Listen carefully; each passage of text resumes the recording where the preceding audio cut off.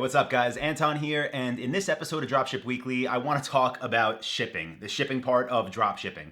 And the reason I wanted to call attention to this is because a few weeks ago, probably like a month ago, I made a video called Dropshipping from China, and I talked about why I don't like that business model. I don't like really shipping things that take that long to get to customers. I listed a whole bunch of reasons. I'll link to that video below, but the point is that that video kind of stirred up a conversation of people that only know that model of dropshipping from China to the States or to Australia or to Europe, wherever. So they're like, okay, well, if we're not going to do that, then what do we do? How do we actually fulfill orders? So that is what we're going to talk about in this week's episode of Dropship Weekly.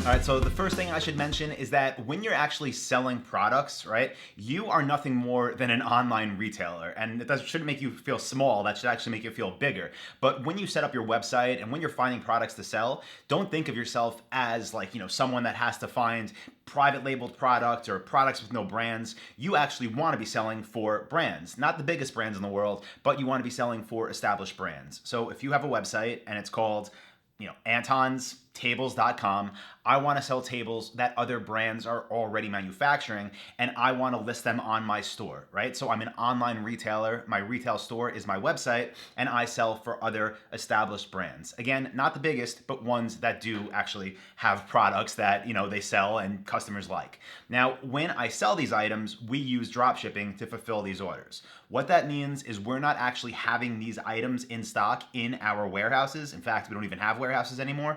So what we do is list the items, we get the sale, we tell the company, the table company, whichever one it is, hey, we got an order, ship it to this customer in this location.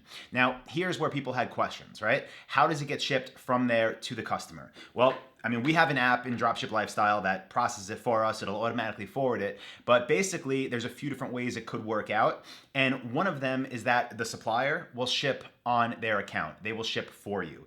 You will still pay for it, but they will ship it for you. So let's take the scenario, right? I have antonstables.com and I sell that table back there.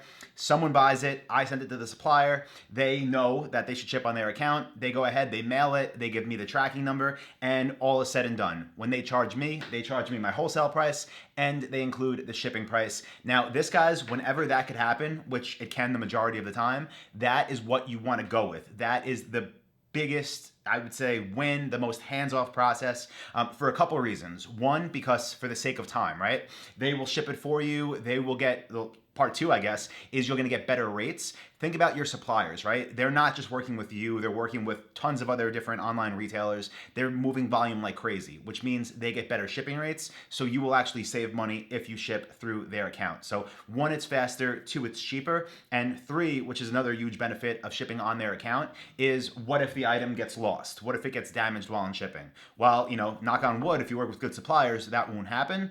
If it ever does and it's on their account, then they're handling the paperwork, they're shipping out the replacement right away, and you're on your way with whatever you want to do, right?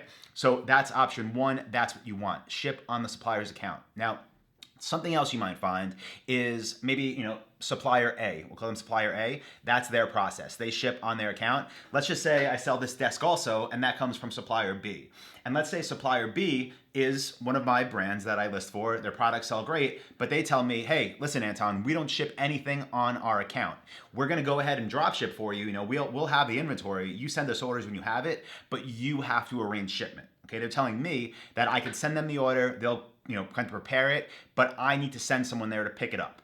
Now, this is where things get interesting. If you're selling small items, I don't know, you wouldn't be selling this, but if you're selling coffee cups, you wouldn't be selling it because it's cheap. But if you're selling that, right, then it's easy. If the supplier says, we're not going to ship on our account, you say, okay, fine. Here's my UPS number, or here's my FedEx account number.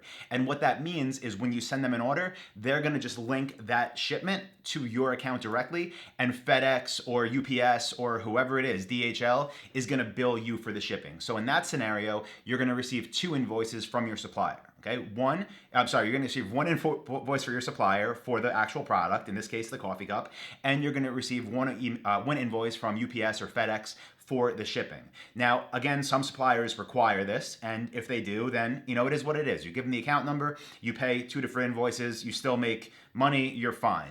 Now, again, if they tell you, hey, Anton, or hey, your name, you could ship on our UPS or FedEx account, or you can give us your UPS or FedEx number.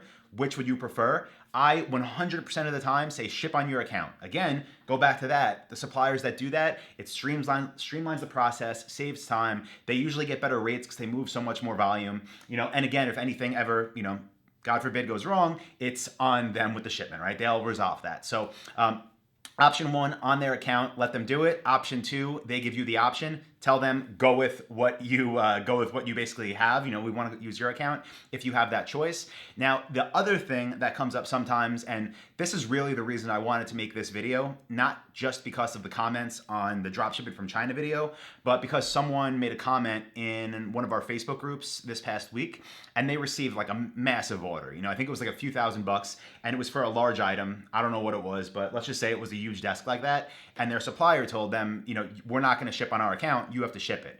Now, this is kind of the third situation you'll find yourself in, right? You have a large and heavy item, and you need to get it shipped. Now, if you go to UPS, if you go to FedEx, and you try to get a shipping quote for something like that thing, it's going to be insane, right? If you try to ship that through UPS or FedEx, you're going to lose money every time. And the reason is those companies, UPS, FedEx, DHL, all of them, they're not designed for freight shipments, okay? That's not what they do. So they will do it, but they're going to charge you a premium. So if you find yourself in scenario 3, where you're shipping large and heavy items and your supplier won't ship on their account, this is when really the profit comes down to you, okay? This is when you are in control of how much money you make. And I learned this well early on in business, like, probably 9-10 years ago now. But here's how freight shipments work. There's a bunch of different companies, right? A bunch of different companies that you've probably never heard of because they're not huge, but they handle the freight shipments across America or across whatever country you're in. And it's not like a UPS or a FedEx where it's a fixed price. So for example, if I went to freight shipping company A and I said, hi, I want to ship this product from New York to California, they would give me a quote, okay? And I would say, okay, cool. Then if next week I said the same product, I want to ship this from New York to California, there's a good chance that price is going to change because it's based on their routes, it's based on how much volume they're moving, and really it's based on how much money they can kind of get out of us. And the reason I say that is because unlike UPS or FedEx, where the rates are pretty much close to each other in a lot of package sizes, they're like neck and neck, with freight shipments, let's just say I'm shipping this desk from New York to California. It's very possible one company is going to quote me $500, and it's very possible that another one might go as low as $150, $160. And if I didn't know better, I'd go with the first company, and I literally would leave $350 of profit just gone, right? It just boom, disappeared. So here's what that means, and here's what you should take away from that. If you're in the scenario where you're shipping large and heavy items and you want to make more money, you want to have a better profit margin, there's a certain way to approach this. And what that is basically working with multiple freight brokers, not freight shipping companies, freight brokers, and having them compete with each other to get the best price. Now, again, the way the marketplace works with these shipments is basically there's brokerages that have access to all the different little companies that you never heard of that do freight shipments, and they will go out and kind of basically shop quotes. So I want to ship this again. Maybe they'll get a quote from me for that 150. They'll get one for 300. They'll get one for 400. What I do and what you should do is send this same basically request for a shipping quote, for a freight quote, to multiple different freight brokers and see who comes back with the best price. Because again, it's not like UPS or FedEx. It's not like when the supplier ships on their account and always gets the best price.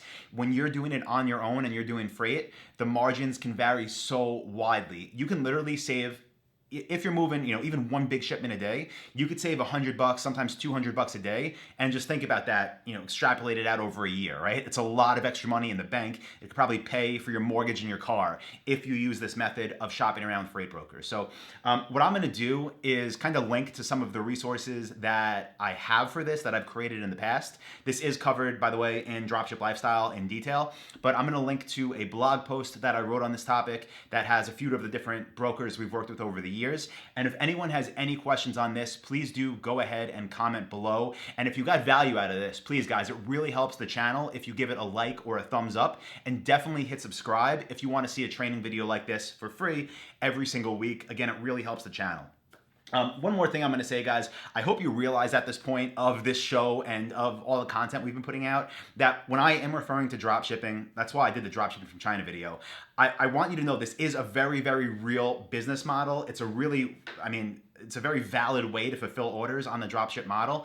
This is something you could take and expand to the size of a Hay Needle or a Wayfair, or this is something you can go and just kind of build lots of niche stores, or you can keep one that makes you like a side income, or you could do what a lot of people do and turn your dropshipping store into something that dropships and that has your own private label product. So I want you to know that this isn't some like little fixed mindset thing. There's a million different ways you can go with this. And if you have any questions, please do reach out. That gives me kind of inspiration and motivation to keep making these videos, keep sharing more information. So I really would love to hear your comments below. And again, if you got value, please do give this a like or a thumbs up, and definitely hit that subscribe button. So thank you, everybody, and I'll see you next week for